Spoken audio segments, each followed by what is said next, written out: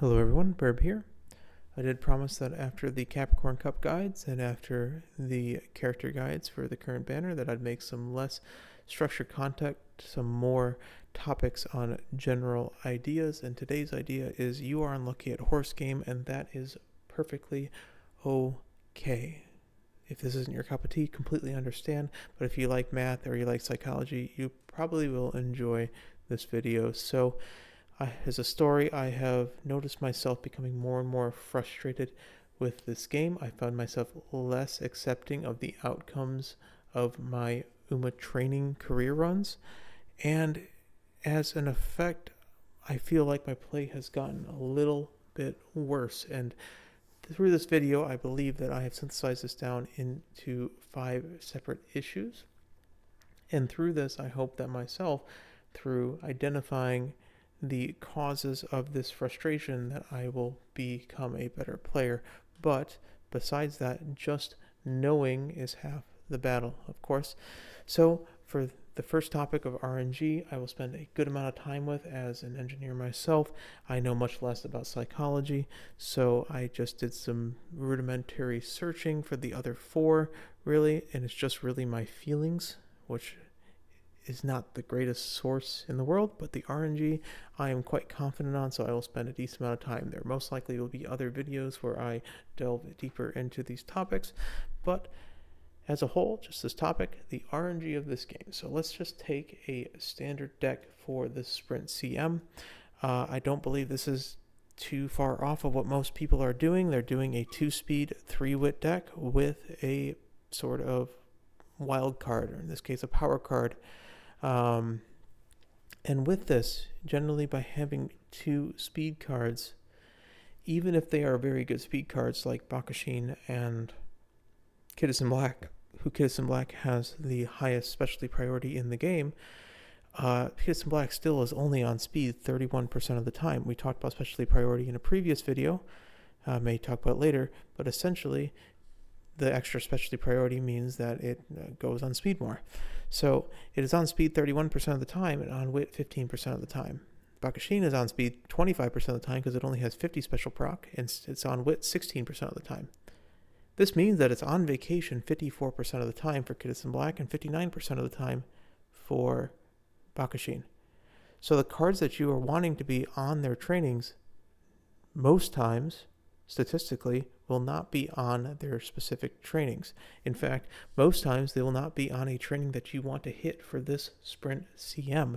This is somewhat unique because normally on a CM you don't mind a stamina tap or 2, you don't mind a power tap or 2, but because it's Sprint, you really are trying, like you may have 1 or 2 power taps, but you're really trying to get speed and wit, and that's really it. So if you even consider power being a good option, they're still on vacation 39% of the time, and Bakushin's on vacation 43% of the time. So most times, they're not going to be where you want them to be. In addition, most times when you have 2 speed cards, you really want them both to friendship train at the same time, because that gives the most amount of effectiveness. So essentially, if Kidison Black's on speed 31% of the time, and Bakushin is on speed 25% of the time, multiply those together, they're both on speed at the same time at 7.7% of the time, which means that 92.3% of the time, you're not going to get a double tap.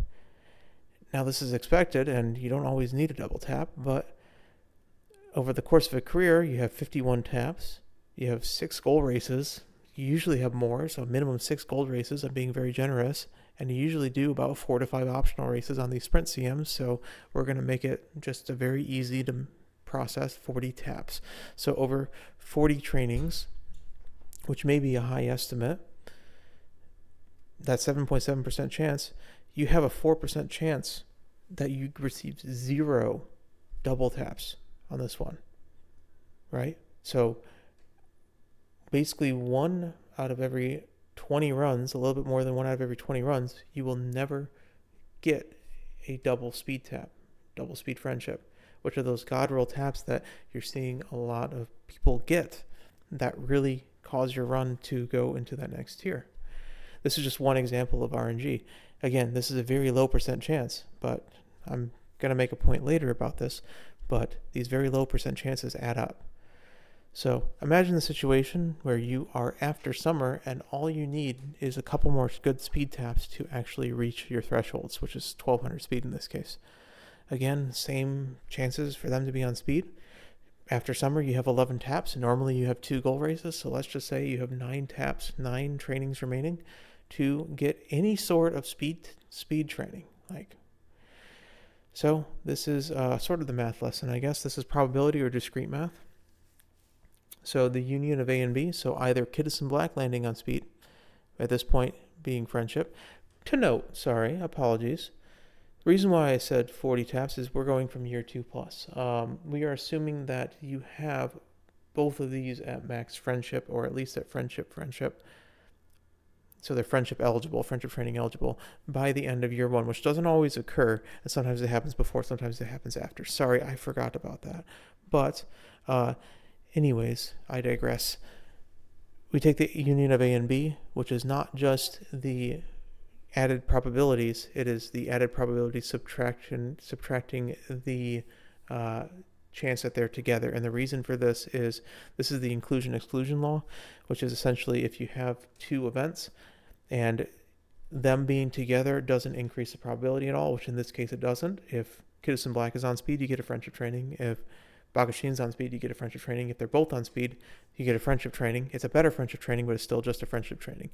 If you were to just add them together, you would double count the intersection. So you essentially, in order to remove the double counted intersection, you subtract the both probability. So Kiddison Black, you just take the math. It's 0.31 plus 0.25 minus the 7.7% that we had before, and you essentially have a 48% chance per tap to have a friendship speed training after summer. Okay, so this means if you only need 1 out of those 9 taps to be a speed friendship training to hit your goals, you have a 99.8% chance of succeeding or a 0.27% chance of missing. That is very, very low. But most times that is not the case. And remember, you have to expand this out. This is not just your speed tap. You're going to be lacking in some stat. You may be lacking in power or wit, right? So you need your cards to go on those trainings, right? So this is speed as an example. This could be your wit taps, right? Let's say you have the situation where you need 1 more friendship tap in URA finale. There is 3 taps in URA finale, quarters, semis, and the finale. So those 3 taps, you have a 51.75% chance of not having a friendship training on speed. You have 3 instances, so you exponent to 3, and you essentially have a 13.85% chance of missing. So that means over 1 out of 10 runs that you have that needs a singular speed friendship tap to become very good will fail. Again, this is 1 out of 10, but it's going to add up later. Let's take most times you are not going to need a singular tap of a certain type. You're going to need multiple taps of a certain type. So in this case, we are going to take your 9 taps, right? And let's say you need 3 specific trainings. So you need 3 friendship speed trainings in this case. It could be 3 wit trainings, right? It could be 3. It could be like a speed training, a power training, and a wit training. Whatever you need, right? To get those 3, the odds go a little bit less in your favor than the 99.5%. So this is a binomial problem, essentially. So what this essentially means is that you take the probability of each instance or each possible outcome and you add them together. So the probability of having exactly k number of taps is equal to the number of possible combinations of those taps, right? Times the probability of the successful outcome times the probability of the unsuccessful outcome, and then it's raised to the number of taps required for each one. So for P of 0, which means that there are 0 taps whatsoever, right? We're going for 3 or more, right? Let's just say this is pretty reasonable. I think 3 or more taps. The combinations of 9 to 0, so there's 1 combination in which you have 0 taps total. So if you have 0 friendship trainings total of speed, the only way you can get that is if speed never comes up, right? There's only one possible iteration of that. The odds of that happening are you have 0 of the success case and the failure case times 9, right? Are raised to the 9th power. So the odds are very, very low. It's 0.27%, right? But exactly one hit, there are 9 combinations. So you could have it on the first training, the second training, the third training, the fourth training, etc., all the way to the 9th training, right? And you do that and you times it by, you have 1 good and you have 8 bads. So you do that math and you have a 2.28%. You have exactly 2 hits. You have 36 options to get 2. You can trust me on that, or you can do the math. But you have 36 options in which you have 2 good trainings and 7 bad trainings, right? And with that, you get an 8.28% chance. So in order to get less than 3 hits, you can either have 2 hits, 1 hit, or 0 hits. So you add those 3 together. Because these are failure cases, you do not have to do the intersection, the inclusion-exclusion rule, because these are failure cases, not success cases. So we are essentially doing the outside of the circles, not the inside of the circles, so there's no overlap between these.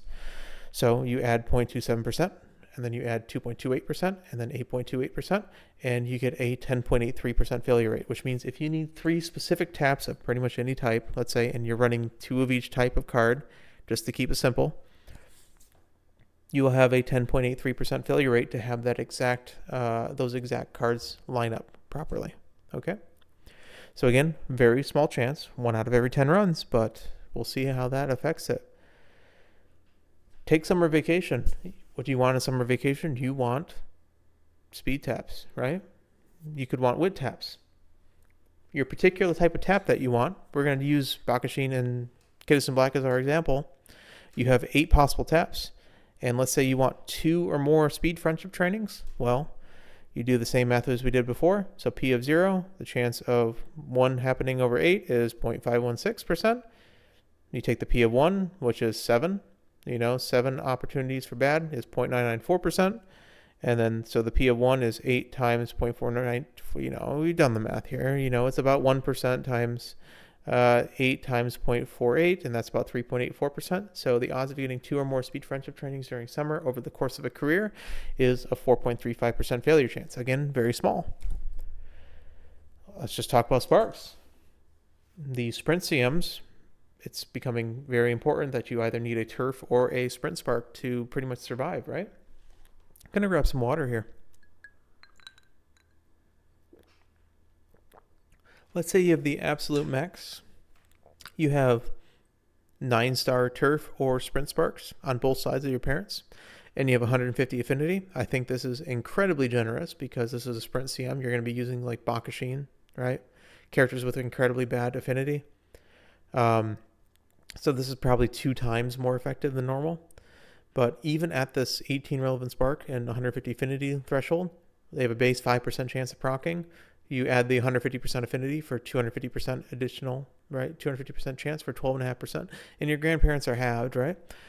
So your fail rate is essentially, it's 87.5% raised to the 4th, and your grandparents are actually half of that. So you have a 58.6% failure chance for your regulars and all 4 grandparents. So, right, so you have 4 parent sparks, right? So you can proc in Inspiration 1, or you can proc in Inspiration 2, your 2 parents.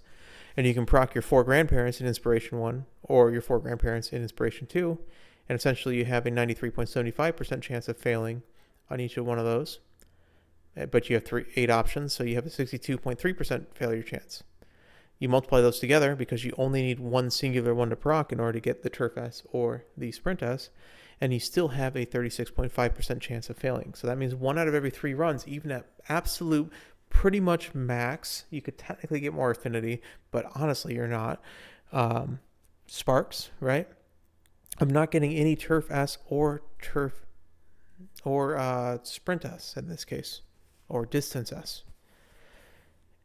It goes down pretty quickly as well. If you're at like 12, it's closer to a 50 to 60% failure rate.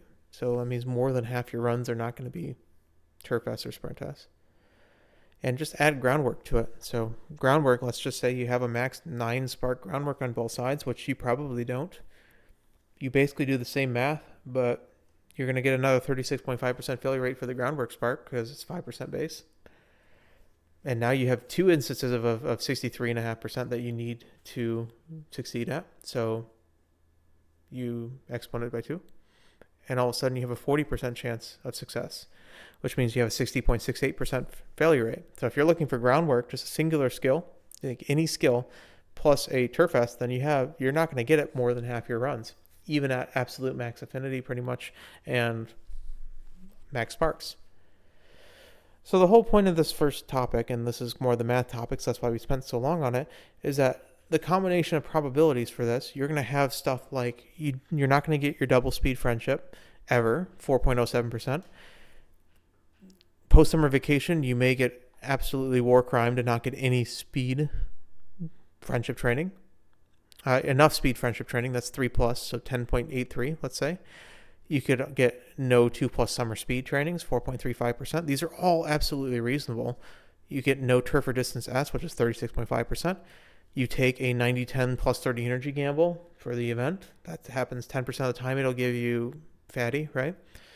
You take any sort of minor training failures, right? So 5-7% training failures, which I think is completely reasonable and almost prudent for you to do. You should be risking a little bit to get those high rolls, right? You can't, if it's 1%, like what are the odds? It's 1%, right? Well, just 5-7% training failures is 30.3%. The odds of slacker occurs, which the slacker event occurs about every other run, right, is 6%. So 3% of the time you're going to get slacker, 1 out of every 33 runs. Night owl, let's say you do 6 rests, which I think is a low estimate in the current sprint CM. Over six rests, the 2.4% the night owl goes jumps up to 14.1%. And just think, you have 6 cards in your deck. Most times you want Pro Curve, you want on your left, right? Or you want some other skill that you want, like Turbo Sprint, right? So if you have 3 cards that you need the gold skill from, right? Out of 5 completed, this will be a completely separate video, right? Like, because this math is a little more complicated than the rest of it. But essentially, if you have 3 full SSR card events and only 5, like let's just say only 5 cards are going to finish their events, right? There's only 1 card missing. You have a 50% chance that your card is chosen from that.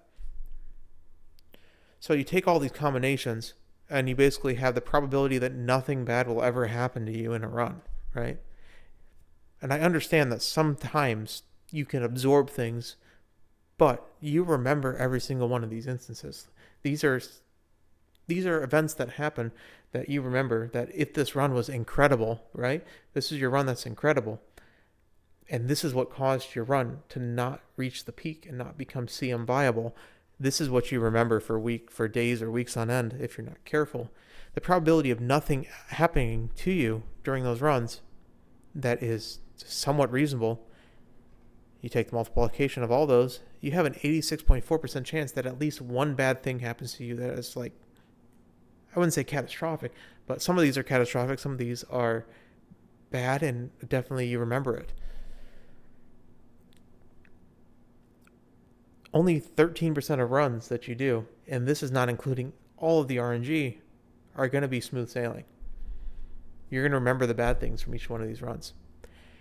Point 2, goalposts. The goalposts have changed for the CM. If you remember the Libra Cup, this is Nakayama, you needed 13 stamina guts and specific accelerations like straightaway spurt. You need late race skills, mid race skills, decent power, decent width, long S. So you had a lot of very definable requirements. Like you needed spurt on an end closer and you needed like 900 stamina, right? With a gold recovery. Okay? You probably needed a late race skill. Those are pretty definable, and when you reached those goalposts, because of how hard it was to get those, you felt accomplishment and you felt you were done. This is the Chukyo 1200 meter sprint course that I talked about in Capricorn Cup. Do you know what you require to win this race? 1 skill. You need 1 singular skill to proc at the right time, and you hypothetically can win the race. We have seen this in room matches. We have seen a perfectly timed on your left with 900 speed and 900 power win the room match. We have seen a singular speed carryover skill like Pro Curve just completely destroy everybody on a pace chaser position, and that was enough to win.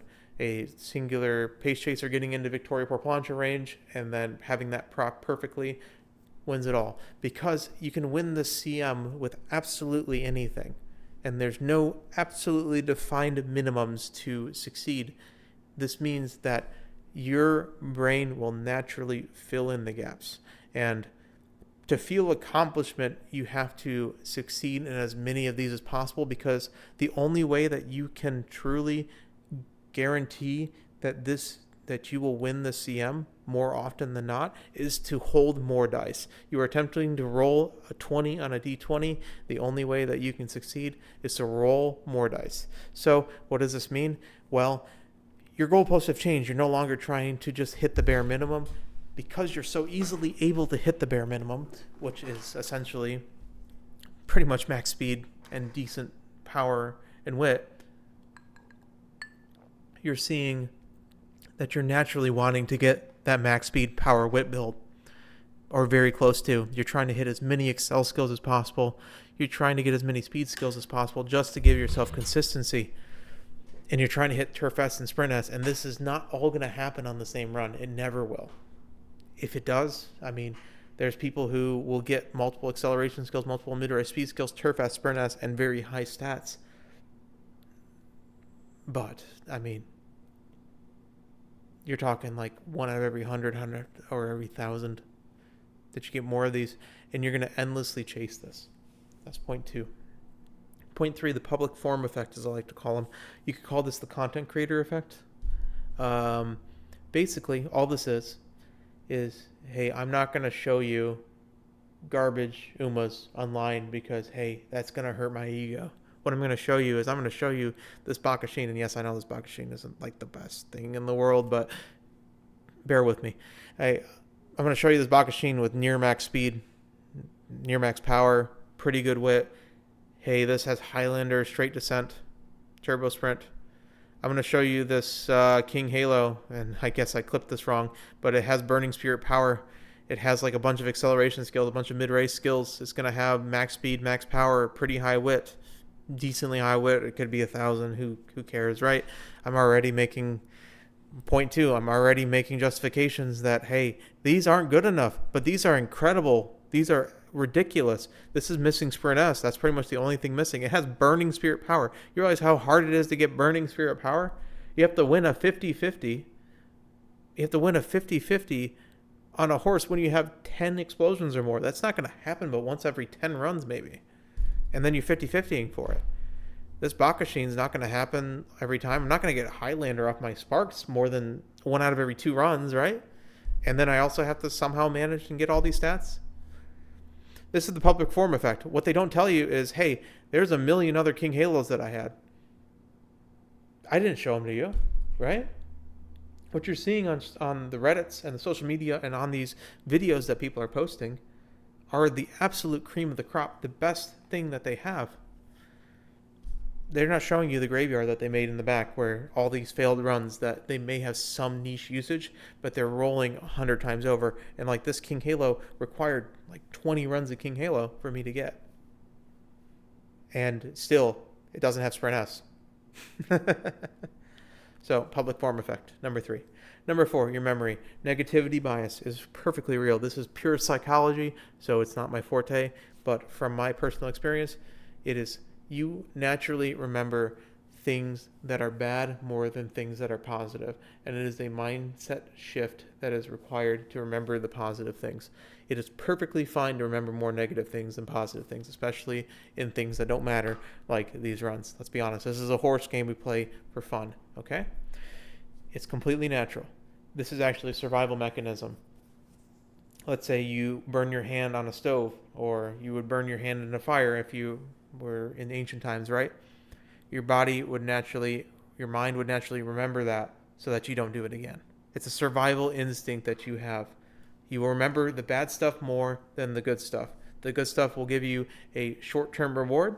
The bad stuff will stick with you, and it is very difficult to remember that you have had success in this game. You have had success in things that you have accomplished because it is clouded by all the different failures you've had up to that point. It's as simple as, hey, do you remember the last time where you had 1114 speed? Do you remember that last tap where you had 21% chance of failing and you were a finale that would have given you 1200 speed? Remember when that failed? Yeah. That was that winning ticket in CM2. I still remember it. Why do I remember it? Because it was a really bad thing that happened. That's the power of your memory. It is there for a reason. It is a survival instinct. You have to push past that. It is a cause of frustration, certainly. Finally, exposure. There's one thing that the recent past week has that this game has not had in the entirety of its existence, and that is the half TP event with the New Year's event. It is a absolute incredible thing that has happened. It is also the cause of most of the frustration, and basically all it is that we are running twice as many runs as normal, and that is incredibly risky because it is very easy to burn out. Just imagine pretty much doing anything else in your life and doing it twice as much. Just aside from a few things, if it requires effort whatsoever, you are very likely going to not enjoy it as much as you do it more. A lot of times I won't even get into it really. You're gonna burn out if you play this game too much. That's pretty much the essence of it. So here's a couple strategies. Do them, don't do them, whatever you want. This is what I found works. If you are not a min-maxer, let the 100 overcap. It's fine. You can press the event boost button. It doesn't give you anything, let's be honest. It's going to give you a couple more coins that spends on currency in the game if it makes you feel better. But honestly, hey, it's just as fine just to let it overcap. If you are not a person that lets things go to waste, right? Kind of like me, you can aimlessly parent farm. You can do some side quests. You can make that incredible Dober sprint parent, right? You can be the only person with like a freaking, I'm trying to think who has really bad. You can make a Dirt Rudolph parent, do some side quests. That's honestly probably one of the most fun things to do. Watch YouTube in the background, do other things. Hey, get some exercise in. This is what I've done. Just whenever you're playing Uma, just go and try to walk around the your subdivision or any sort of, just get outside. Turns out if you're playing 8 to 10 runs of Umas and they take about 15 minutes apiece, you're walking for 2 hours. You do it for half of that, hey, you've walked 4 to 5 miles right there. Do some exercise, do some other stuff. This is exposure. The game has basically told you need to play it twice as much. You need to fight against that a little bit. So these 5 reasons are basically why we've seen an increase in frustration, at least myself. The RNG, more than 80% of runs will have some hiccups. The goalposts have changed. The CM is very easy to hit minimum requirements. Therefore, it is very hard to min-max them, and you'll be naturally drawn to min-max them. You only see the top 10% of runs on any sort of social media. You remember every bad thing that has ever happened to you, and that's perfectly natural. And you're doing twice as many runs. You are very susceptible to burnout. I hope that this has caused you to at least become aware of why this is happening. This has been a useful thing for me to actually think about because hopefully it just causes me to actually enjoy the game more again. I'm perfectly fine. But like I said, knowledge is half the battle. So this has just been an analysis on why I felt that this game has become a little bit more frustrating, and I think it's temporary, but it is temporarily more frustrating than normal. So, thank you for watching. Burb out.